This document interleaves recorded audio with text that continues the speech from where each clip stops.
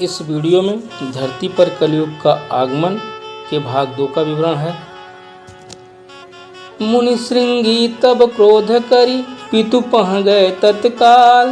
दीन श्राप दिन 7 में डसे काल बनी ब्याल।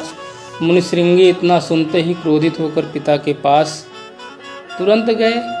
यह साप दिया कि आज के 7वें दिन काल सांप के रूप में उस पापी को डसेगा जिसने पिता के गले में सौंप डाली है। ऋषि समीक खोल्यऊ तब नयना अतिश प्रेम बोले मृदु बयना। नहीं कछु दोष भो पशु कुमारा दीन श्राप विनि किए विचारा। तभी ऋषि समीक ध्यान से विरत होकर अपना नेत्र खोलते हैं और अत्यंत मृदु वाणी में कहते हैं कि हे पुत्र, बिना विचार किए तुमने जो शाप दिया है उचित नहीं है, क्योंकि राजा का कोई दोष नहीं है। जहि प्रभाव बरनत मुनि ज्ञानी सो सत छाड़ी करई किमियानी। पांडव कुल दिन कर सब जाना कीर्ति जगत नहीं जाई बखाना। जिसके प्रभाव का वर्णन मुनि गण एवं ज्ञानी जन प्रशंसा करते हैं, वह सत्य के विपरीत कोई काम कैसे करेंगे। पांडव वंश का वह सूर्य सर्वविदित, जिसकी कीर्ति की समता संसार के अन्य से नहीं की जा सकती है, से वही मुनि जन विप्र नरेशा कीन हृदय किमि पाप प्रवेशा। जप तप त्याग धर्म शुचि म्याना हानि लाभ गुण अवगुण नाना। राजा मुनिगण प्रजाजन एवं ब्राह्मणों की तो सेवा करते हैं, उनके हृदय में पाप कैसे भला प्रवेश कर पाएगा। जब तप त्याग धर्म पवित्र ज्ञान हानि लाभ गुण अवगुण अनेक प्रकार हैं। विधि अधीन मानव बस नाही बिगड़ई बनई समय जस चाही। सेवक बोली कहो मुनि राई जाई भूप कहाँ देव जनाए। ये सब मानव के बस में नहीं है, अपितु विधाता के अधीन है।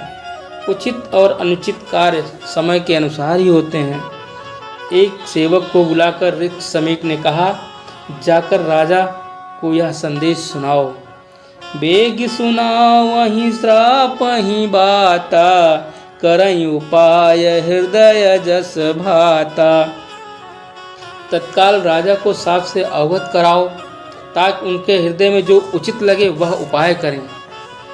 भूप परीक्षित पास लई संदेश चेला गयऊ बरनत हृदय उदास दीन श्राप मुनि पुत्र जो। मुनि शमीक का शिष्य संदेश लेकर राजा परीक्षित के पास पहुंचता है और उदास मन से हृदय में मुनि के पुत्र द्वारा जो शाप दिया गया उसका वर्णन करने लगता है। कंपित तन भूपति भयऊ काह कीन्ह यहीस खाई काल दिन 7वें दीनहु श्राप मुनीश। यह सुनकर राजा का हृदय कांप गया और वे सोचने लगे, हे परमात्मा, मैंने यह क्या किया। मुनिवर के शाप के अनुसार आज के 7वें दिन काल मुझे भक्षण करेगा। कहा महीप सेवक समझाए कवन भांति मुनि करऊं बड़ाई। बड़ उपकार कीन्ह मुनि मोरा भयउ धन्य लई श्राप कठोरा। नृप ने सेवक को समझाकर कहा, मैं किस प्रकार मुनि की प्रशंसा करूं। मुनि ने मुझ पर महान उपकार किया है, उनके द्वारा दिए गए कठोर शाप को स्वीकार कर मैं अपने को धन्य मानता हूँ। मुनि सन कहऊ दंडवत जाई बैर भाव नहीं मोहि बिसराई। फिरेऊ दूत निज आश्रम गयऊ अति चिंता नरपति मन भयऊ। और जाकर मुनि से मेरा प्रणाम कहना कि शत्रु भाव रखकर मुझे कहीं भुला न दें। उधर दूत मुनि आश्रम को प्रस्थान किया। इधर भूपति का मन अत्यंत चिंतित हो उठा। शोक सिंधु डूब्यऊ महाराजा, करऊ विलंबत होई काजा। सकल सचिव भूपति बोलवाए, दीन श्राप मुनि सब ही सुनाए। महाराज शोक के सागर में डूब गए और सोचने लगे, यदि विलंब करता हूँ तो अनर्थ हो सकता है। अपने समस्त सचिवों को बुलाकर मुनि द्वारा दिए गए शाप की बात सबको सुनाते हैं, बताते हैं। रही न समय न सकऊं बुझाई, दिन गए 7 काल मोहि खाई। राज काज सब तुम ही अधीना, सेयहु साधु ना हो मलीना। इतना समय नहीं है कि मैं आप सबको समझा सकूं।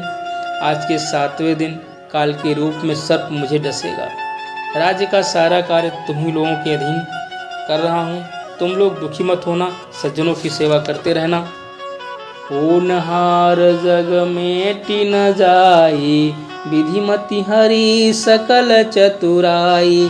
संसार में जो होना है उसको मेटा नहीं जा सकता है। विधाता ने बुद्धि फेर कर सारी चतुरता का हरण कर लिया। जन्मे जहीं अधिकार, सौंप हुनर पतिराज कई। पर जहीं रखे दुलार, गुरु सचिव वहीं सम्मति चले हो। राजा परीक्षित ने अपने पुत्र जन्मेजय को राज्य का सारा अधिकार सौंप दिया और कहा, गुरु और सचिवों की सम्मत से ही राज्य का संचालन करना तथा प्रजा को हर प्रकार से संतुष्ट रखना। भयो श्याममय भूप तब माया मोह विसार, समय फिरी कही कर्म ते किमि हो मऊ भव पार। तब माया मोह भूलकर राजा श्याममय हो गए।